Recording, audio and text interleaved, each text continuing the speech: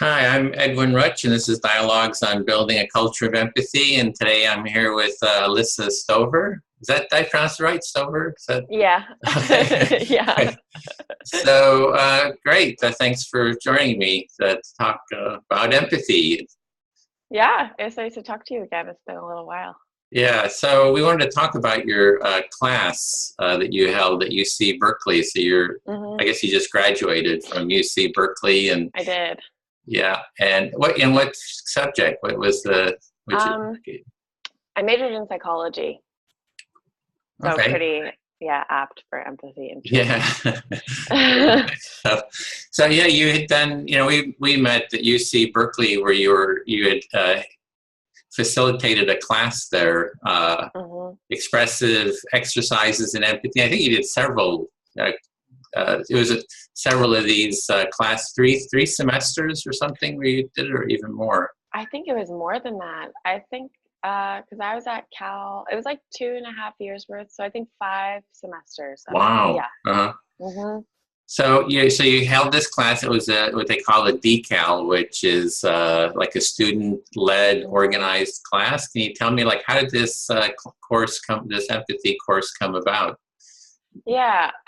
Well, you also met Marco. Hmm. So Marco was just a very casual acquaintance of mine from my first semester because we transferred to Cal at the same time.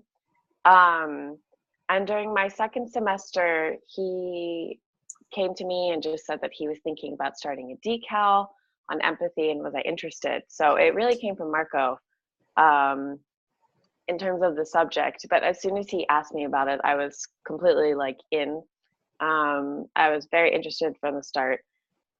For me, the motive for doing an empathy decal was to be more empathetic myself because I felt that, especially when I'm really stressed, um, I tend to cut other people off, and it did not feel very healthy to me. I felt that I needed to work on that for better relationships. So the decal really just started casually like that. Um, And then in terms of getting the decal off the ground, we had to find a faculty sponsor, we had to design the whole course, et cetera, et cetera. And it was a work and it was like constantly just being improved. Every semester we would change it a lot. And that first semester was just really fun and we just never let go of it. And the class kept getting bigger and bigger. Now we have 2 new facilitators who are taking it on now that we've both graduated.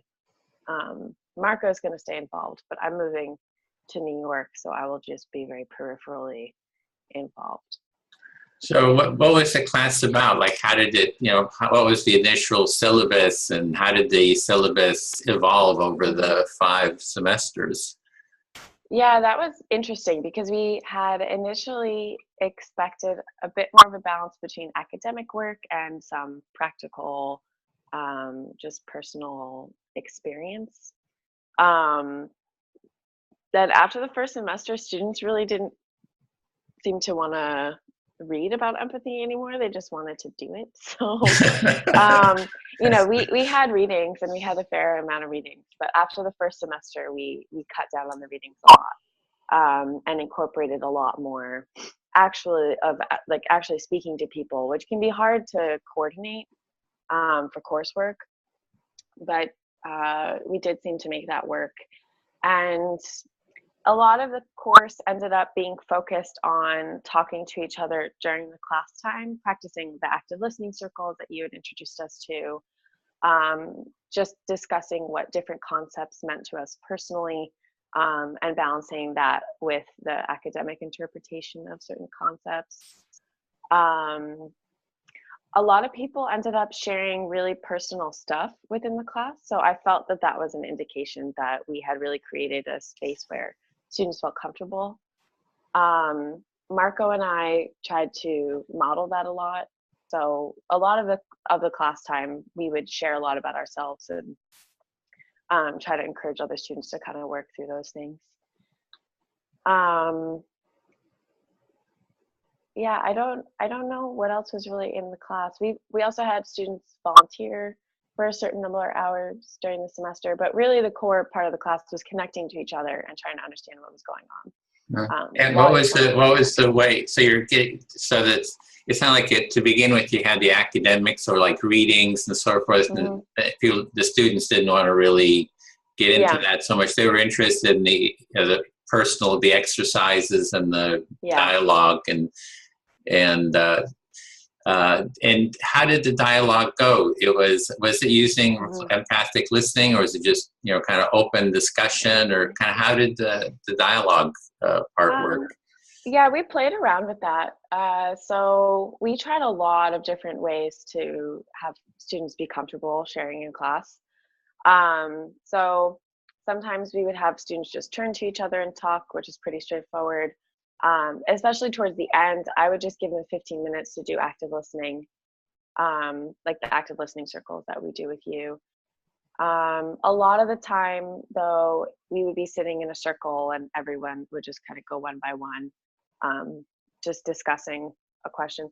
A lot of the time we would discuss the readings in class, but because we're talking about interpersonal issues, often in discussing the readings, people start talking about their personal life because that's what gives meaning to it.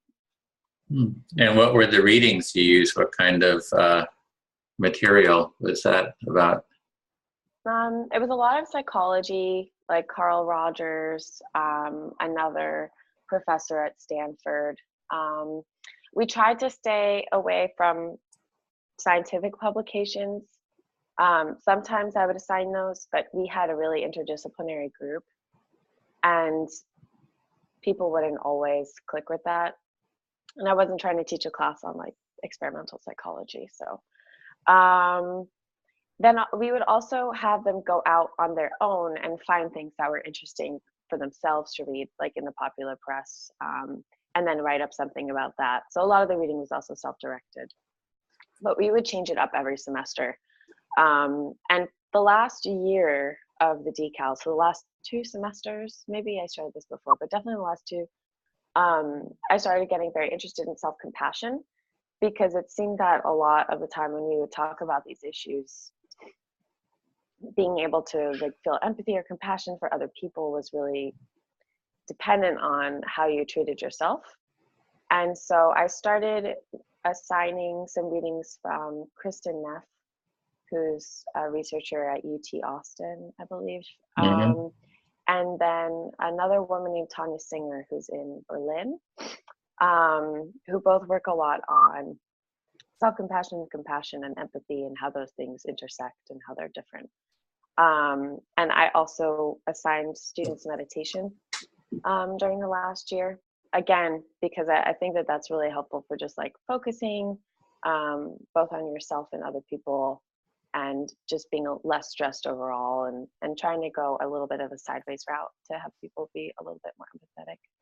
Yeah, a lot of the stresses and strains when we were there, we set up the empathy tent there at Sproul Plaza, and the class came by, and we'd hear what the students were saying. There was just a lot of stress with the coursework, you know, personal stress. So really addressing that, you know, so that those personal issues, and I guess maybe self-judgment, trying to address that self-judgment.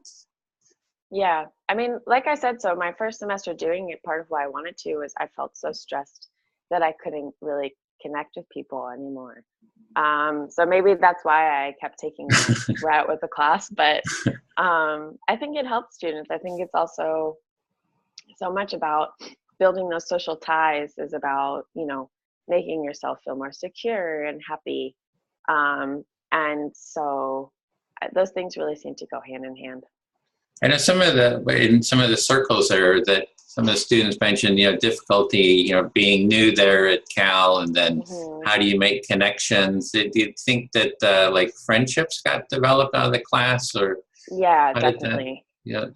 Definitely. I mean, I don't know how many students walked away from the class having someone new to like hang out with or party with, you know. But I definitely felt that the students got closer, and they felt connected to each other. I'm not sure how many of them went on after the class and kept up those relationships, like I said, but a few definitely did. And in any case, like I always have, because of all the students we've taught in the class, there's always somebody around that's connected somehow to the decal. And that's another thing, like if you're, you know, on campus and really busy and you see somebody from the decal, you can go talk to them and have those people floating around you, even if you're not super close. Yeah, I think when I had talked to you, you said that you were initially thinking of just having one section. I guess you call it one class, and then there was like huge demand. Like, what was that like? The interest in the course. Yeah. That was difficult because we had so many people want to take the class. We had to turn a lot of people away, and it's a little bit frustrating because there's so many people apparently who want to become more empathetic and compassionate, and you can figure that out on your own. But I felt that class was a really cool way of working on it, and you get coursework for doing it too. So, you know, that can decrease your stress levels, getting a couple units like that. And we try to add sections or make the sections bigger. But for me, I really didn't feel that it was the same when we had over like 12 people in a section. People just didn't get as close. The last semester I taught it, Marco and one of the new facilitators took another section, which was pretty big. I think there were about 20 people. And then I took another section and I just capped it at 10.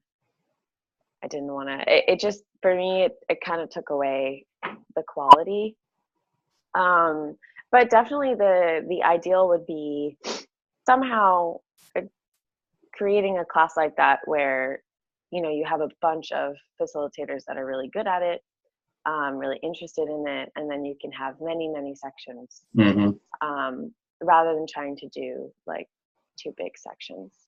The problem is just that it takes a lot of work to teach it, and there's not a ton of students who would want to take that on top of all of their other coursework. So yeah, I think it might expand over time now. I don't know. We'll have to see how it goes. Yeah, you had talked about even starting a club or something too. Did that ever happen? Like an empathy club or?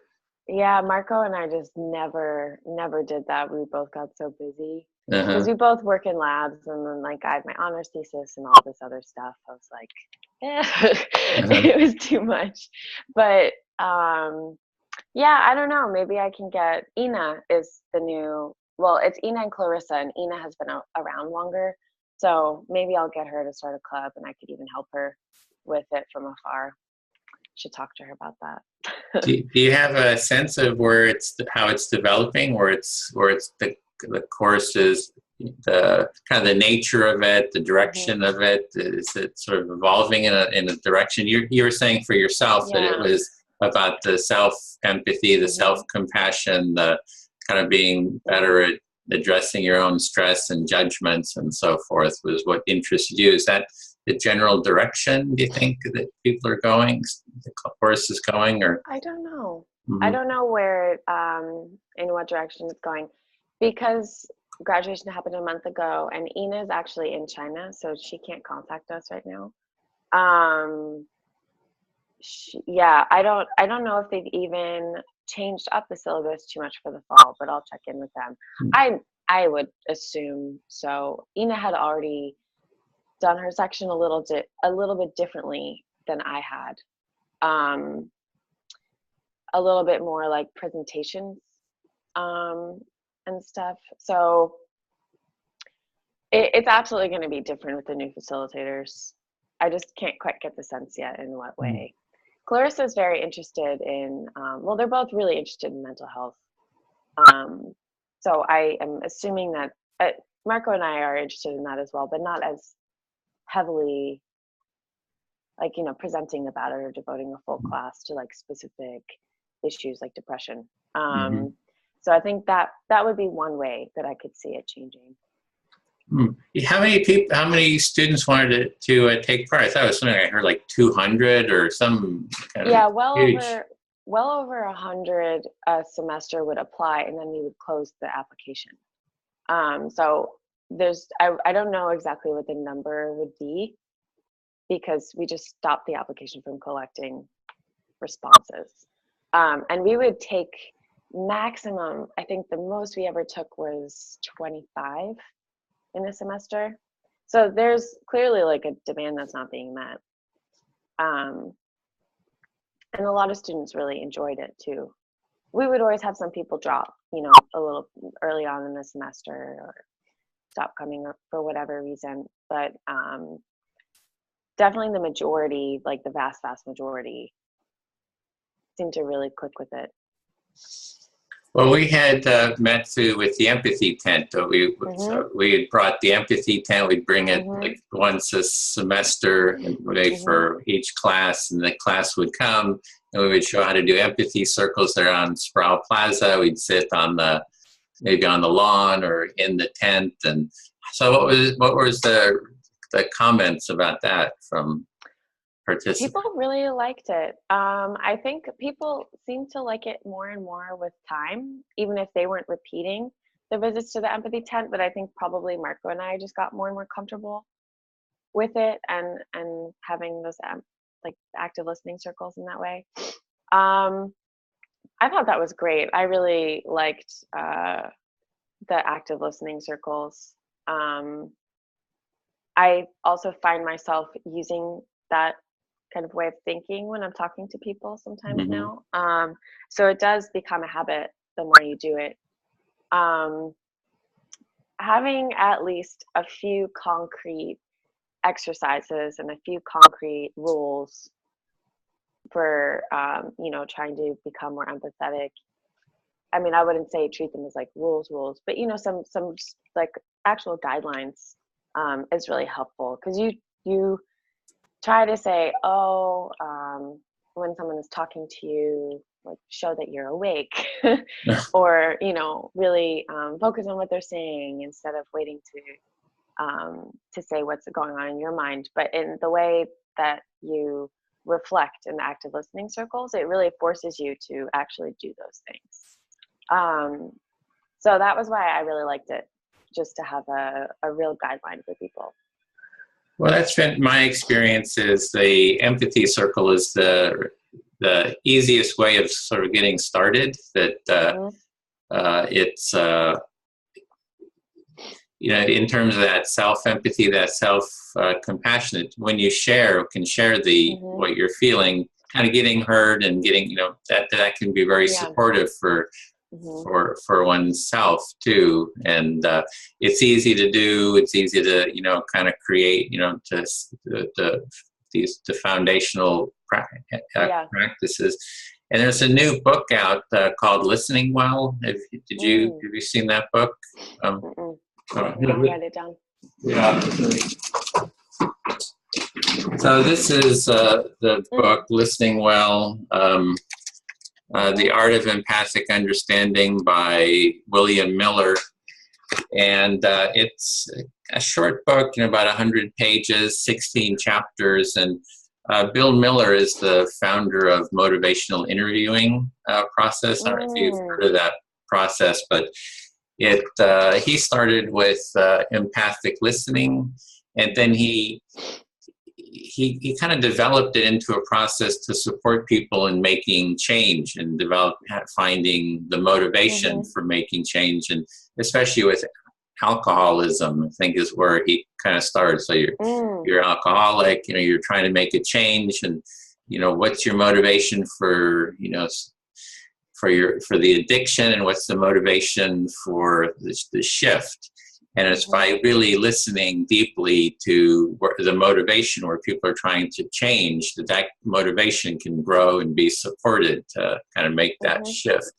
And it's used in, you know, like the Kaiser and, you know, the healthcare field. So it's really, so anyway, this book is all about empathic listening, or and so he goes into real detail into all the different sort of steps of it. And so I think it's a real it's really good for learning that empathic listening, getting into the nuances and looking at the blocks and the motivations and all that kind of stuff. So I'm just pretty thrilled. I'll go check it out. Yeah, and I'll pass that on to Ina too. I definitely, a lot of students did seem to want to do exercises like that too. So finding good ones is very helpful. Marco had found some sort of games. They were almost like games that would try to build empathy and understanding different points of view, understanding that you have a point of view. And those are pretty fun too. But, you know, sometimes playing a game like that, like it doesn't quite feel like applied enough. So something like that would be really helpful. It's really hard even to put your finger on a lot of those things. The way that you interact with people, it's a very kind of mushy experience, I feel. It's not very clear always what's happening when you're talking to another person. So I think also for that reason, having those exercises to kind of, like, this is your turn to talk, this is my turn. Like, it gives you a little bit more of a space, even if it's kind of artificial in some ways. It gives you a bit more of a space to see what's going on, because it's not completely just, you know, how conversations just kind of like go. Yeah, you're kind of separating the components of a conversation, able to go into the individual components and explore the components. Like one of the chapters in this book is on the blocks to empathy. So he's got 12 blocks, and it also has exercises, maybe about in about half of the chapters there's exercises. So one of them, well, we've actually been using this to start our to develop an online empathy curriculum or a MOOC, you know, so working on a project. We'd love to talk with other students who are working on that if they're interested in this. And we've put together 4 teams now to kind of develop this. And we're using the book as sort of the core prototype curriculum.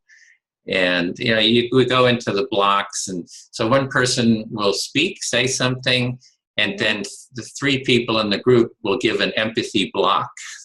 So it's like, you know, a judgment or, you know, detachment or sympathy or whatever. So then they go around so you can really feel what that block feels like, that specific block. And then they go around and then they empathize. Then they do a real... Oh, so it's a nice, like, true contrast. True contrast, yeah. Yeah, okay, cool. That sounds really interesting.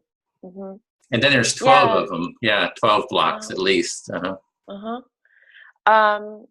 Yeah, because Tanya Singer, I was kind of using her book as a little bit of curriculum thing, but it was a lot more on like meditation and trying to build compassion. Because one thing that I found, like, over the course of the class is just, you know, the concept of empathy burnout. Like, it can just be very difficult to feel so intensely what other people are feeling. And then it makes you kind of want to shy away sometimes when people are feeling negative emotions. So when I first started reading Tanya Singer's stuff about compassion, I was really interested in it because it's a way to kind of get over that, or at least supplement the empathy training with some compassion training, so that when people are going through something, you kind of respond. You're not quite mirroring, you know, but it's more you're responding with, like, love and warmth and that seemed to help people a lot too, because we actually had a lot of students who were training or working in some sort of helping position, like working with the homeless or with assault victims. And I think those students definitely needed some kind of way to deal with those difficult moments. Yeah, they're in an environment where there's a lot of stress, they're dealing with a lot of negative emotions, and how can they deal with those or hold those emotions or feelings? Yeah. And maybe not get overwhelmed and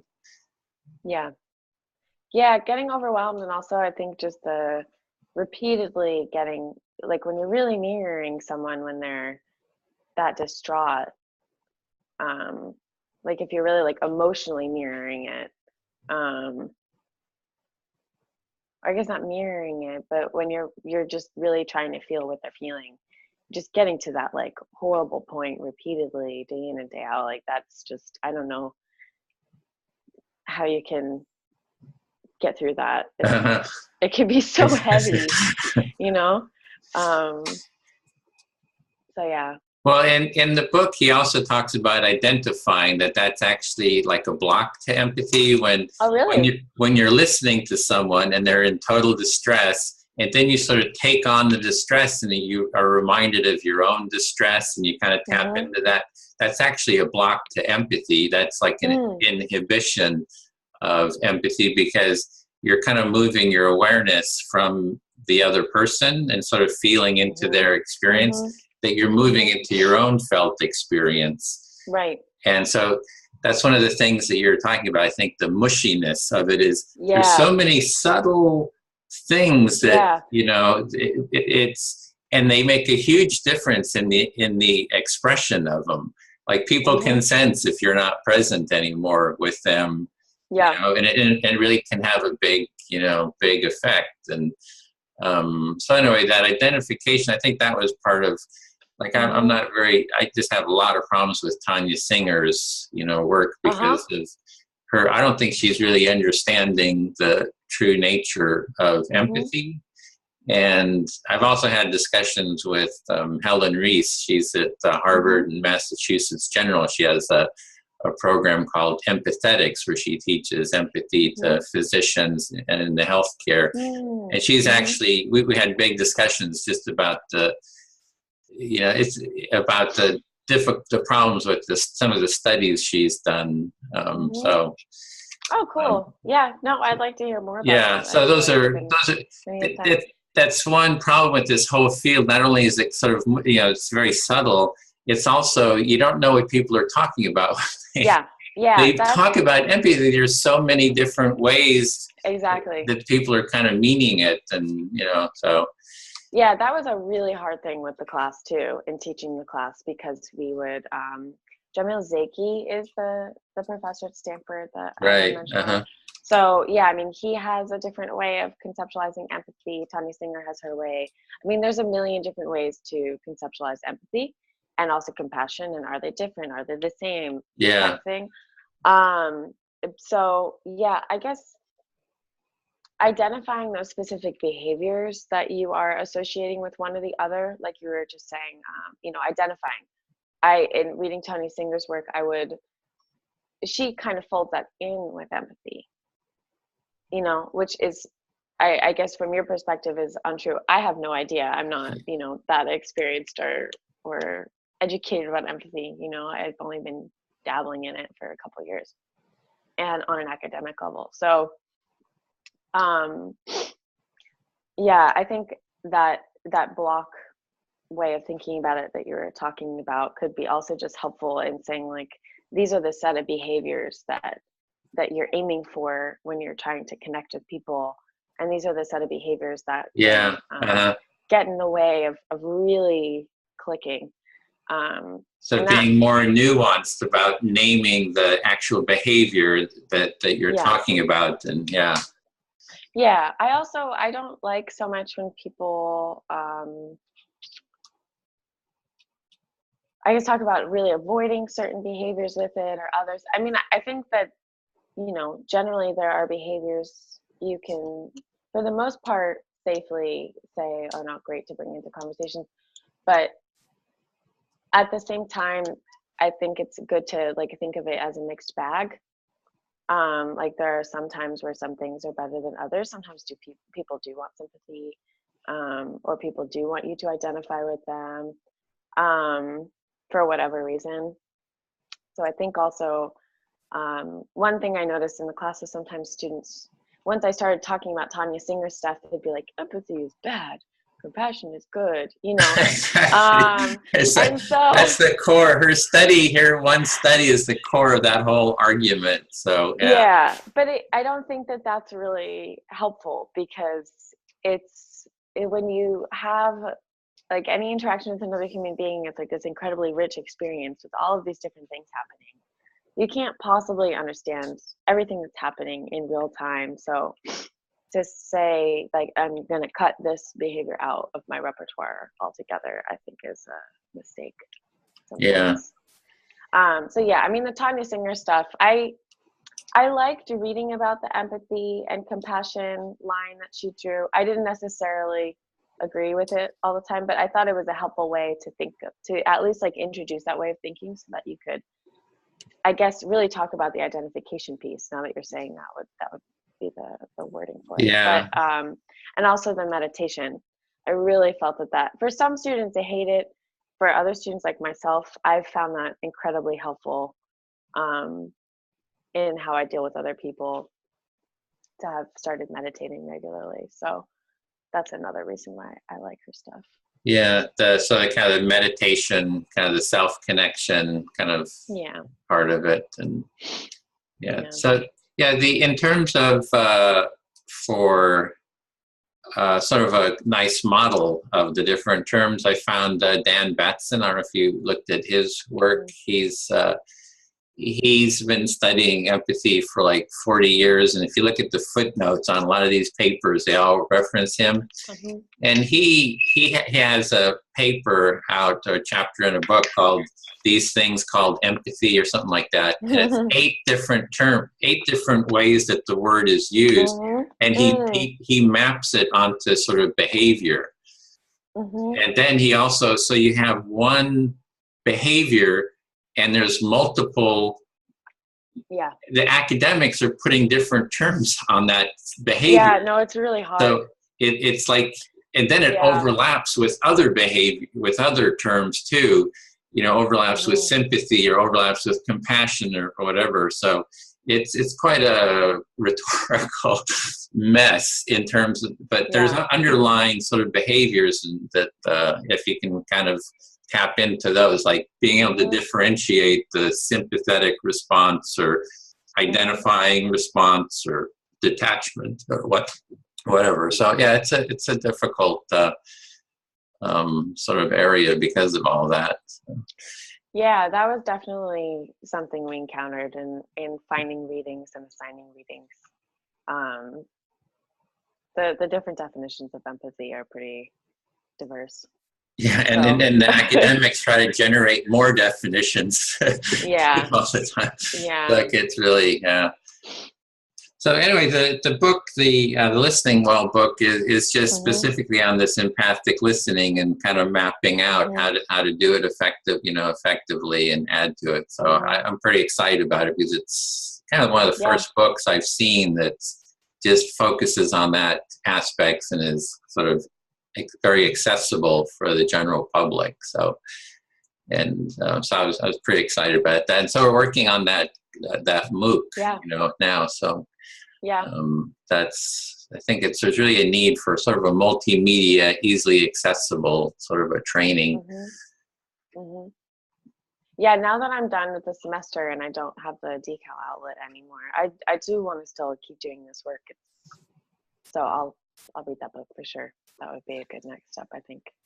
Well, what do you think about the activist empathy component? Because that's what we've been trying to do with the empathy tent. It's like be more activist. We just held that forum at UC Berkeley with the Radical Empathy Forum. So we had candidates coming, together and actually doing empathy circles, and been listening, and some of these conflict zones, kind of bringing the combatants together. So there's sort of an activist component too. So is that something you had a little bit of that by having these giving out snacks and stuff? Is there other kind of activist sort of components that you had or thought about? Yeah, I mean, definitely being on the UC Berkeley campus everything is political. So one class, for example, I had the president of the Berkeley College Republicans come into class to just try to have the students understand that he's a human being too, whether or not you agree with his ideology, whatever. But I do think at the end of the day, when whatever is happening right now politically, I think always there's that tendency for there's absolutely that tendency for human beings to be like us versus them. That's just a given. We know that. So I definitely think that encouraging people in general to not give into that kind of tribal thinking and to really maintain that other people are human, even if they do things that you find absolutely appalling and disgusting, is really important. And that you don't, in understanding that the other person is human and giving them that respect of being human, that doesn't mean that you condone their behavior.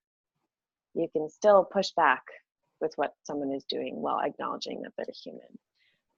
So I definitely talked about that in class a lot. Like that was something I really liked to focus on.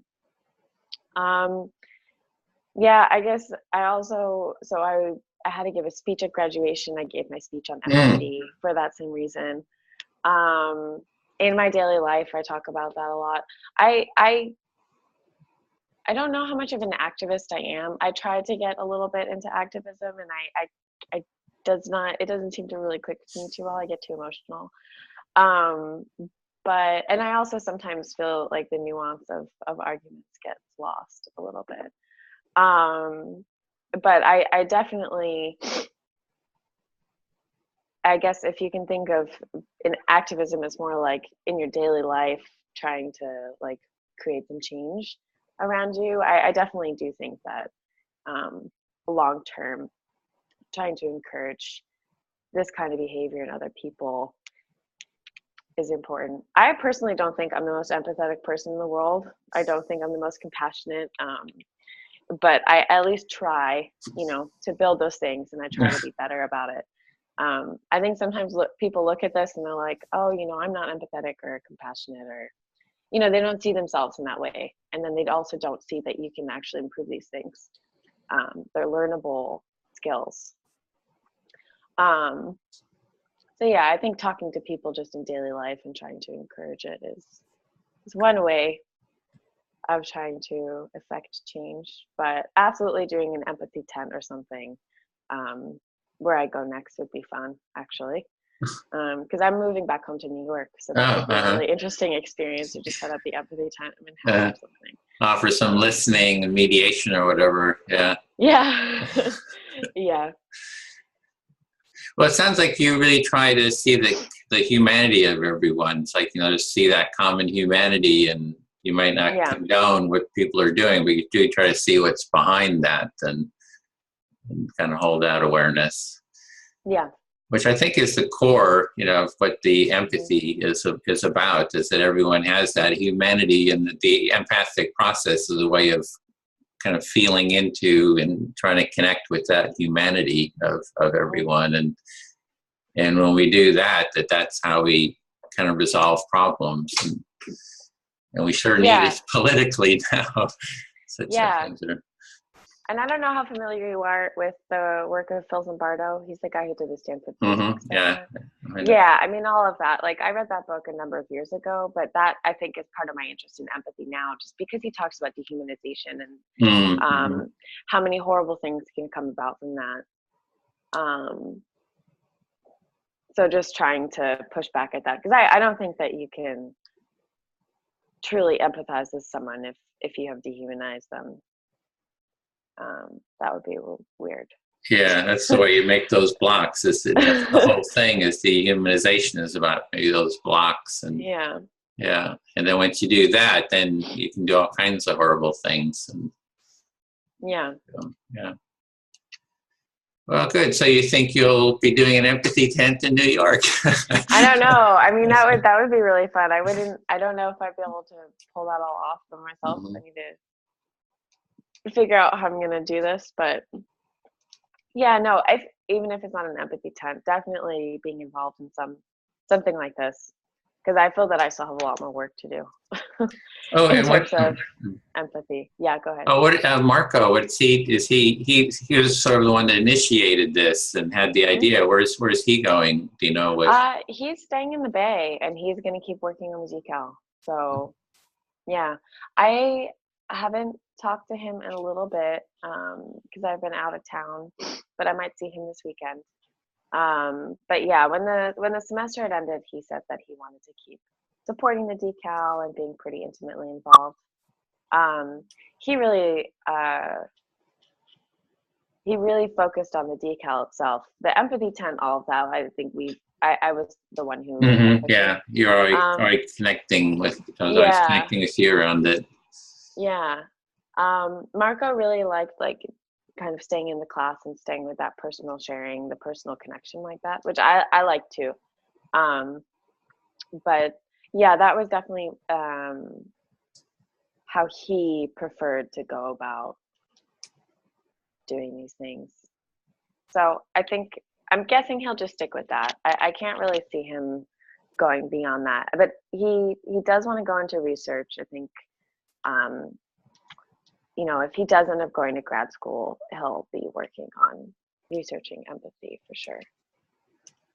Well, it's great to just see that this class was there. I didn't realize it was 5, semesters, and it's still going. So there's a real interest in it, and yeah, that's exciting to see. And is there I any? think there's a real need for it. Sorry to cut you off, but No. yeah, I mean, I think that the students were like needing it really badly. A lot of the students who came into the course, just for me also, my first semester at Cal, I was so isolated.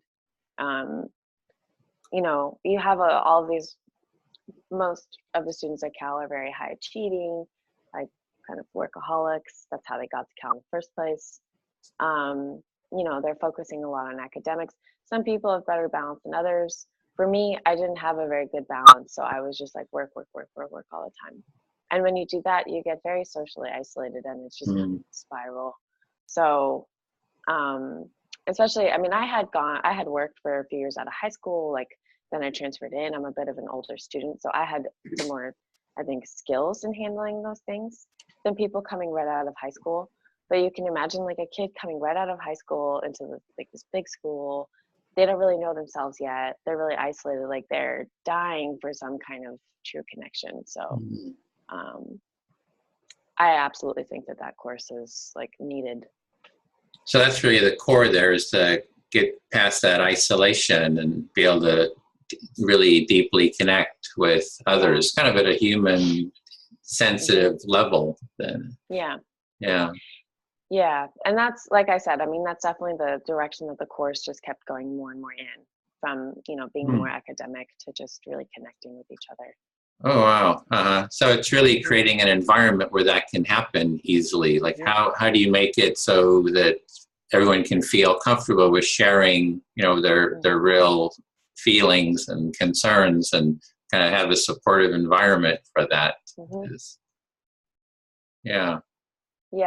So, and in doing that, you definitely, it wasn't just a class on empathy, I would say it was more a class on like building relationships in the end. I mean, it started out as empathy. I think, people use that umbrella term for a lot of different things. But at the end of the day, it is about connection. So how to build intimate, connecting relationships. Yeah. Meaningful too. Meaningful. Yeah. So. Yeah, not just surface level. I mean, you have a lot of surface level interaction on campus. There's 30,000 undergrads, you're interacting with people all the time, but it's different to actually like sit there, have time, feel that you care about what the other person is saying, they care about what you're saying. I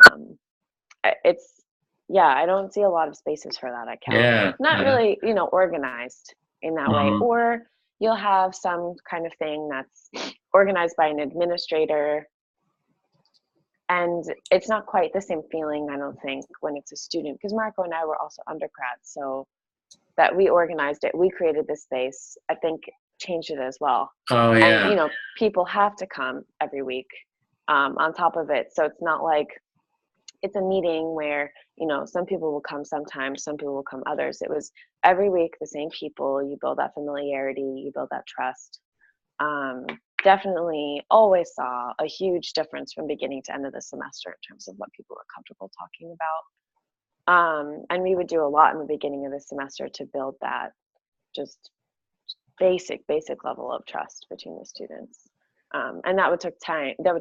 It was always like halfway or a little bit over halfway in the semester that it would really start to get going. So yeah, you definitely see like people need repeated interactions with each other on a deeper level, and not having that real hierarchical structure to it. Because Marco and I were the teachers, right? We were the facilitators, but we would participate in everything, and we were also undergraduates, so it's not the same level of like a professor, or director of some program in the students. So because it's student led, there can be more kind of sense of equality. And if it's like a professor, then there's that deference and all that. Yeah. Yeah. Oh, that's an interesting insight. Yeah. Yeah. Well, good. Then this has been a lot of fun. Just kind of wrapping up. We had these interactions. I don't know how many times we were there with the empathy tent, and I think just having a little discussion about your experience, just so we have it for the records. If anybody wants to follow up on it and just learn more, definitely. I'll post it to my Facebook page and stuff, and just so people know about it. And if anybody who is watching this is in New York and is interested in talking to me about doing something like this, because I don't know anybody, I know people in New York, but I don't know anyone that I could reach out to right now to continue doing this work. I'd like to figure out a way to do it. Yeah, and now someone is in one of our, we call it's an empathy training design team. So, and one of them is a social worker in New York, and he's done empathy work. And there's a psychiatrist too, who's on one of the teams. He's teaching there, so he's interested in how to bring empathy into the medical, with the students there. So he'd be a great person for them both to talk with. I'll pass that on. Yeah, definitely. Okay. I should be there in mid-July. So there you go. Okay. Timeline. Oh, great. Well, this was a lot of fun. It was great to connect with you again and just hear more of the details of the class and more of the deeper nuances and experiences and the learnings. And so it's been a pleasure to work with you at there on Sprout Plaza at the class, and thanks for chatting. All right. Well, thank you so much, Edwin. I'll talk to you. Okay. Take care. All right. Bye. Bye.